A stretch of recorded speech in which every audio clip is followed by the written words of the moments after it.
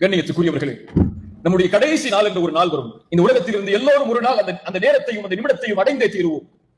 அந்த நேரம் வரும். மலக்குல் மௌத் நம்முடைய கண்களுக்கு முன்னால் இருப்பார். அதை நான் நம்பிக்கை கொள்கிறோம். உயிர்களை கைப்பற்றக்கூடிய மலக்குகள் இருவர் நம்முடைய கண்களுக்கு முன்னால் வந்து உட்காருவார்கள். உயிர்களை கைப்பற்றும் போது எல்லா உயிர்களுக்கும் இதே நிலைமைதான். 2 மலக்குகள் வருவார்கள், வந்து அவர்களுடைய தலைமாட்டில் அமர்ந்து கொள்வார்கள், உயிர்களை கைப்பற்றி எடுத்துச் செல்வதற்காக. அந்த இருவருக்கும் உயிரை கைப்பற்றுவதற்கு அனுமதி கிடையாது. மலக்குல் மௌத் என்ற மௌத்துகளுடைய மலக்கு வர வேண்டும். அவர் வருவார். அந்த உயிரை கைப்பற்றக்கூடிய நிலை வரும்போது எனக்கும் அந்த நிலைமை ஒரு நாள் வரும், உங்களுக்கும் அந்த நிலைமை வரும். உங்களுடைய கண்கள் மூடக்கூடிய நேரத்தில் நீங்கள் யாரை நினைப்பீர்கள்?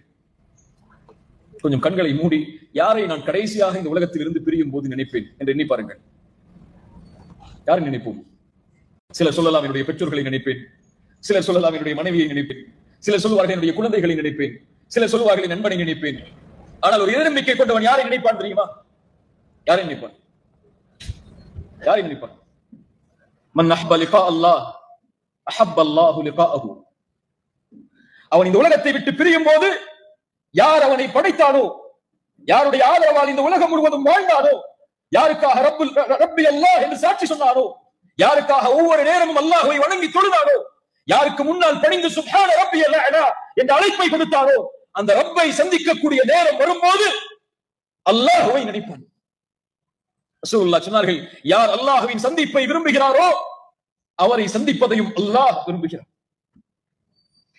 யார் அல்லாஹ்வின் சந்திப்பை வெறுப்பாரோ அவரின் சந்திப்பையும் அல்லாஹ் வெறுக்கிறார்.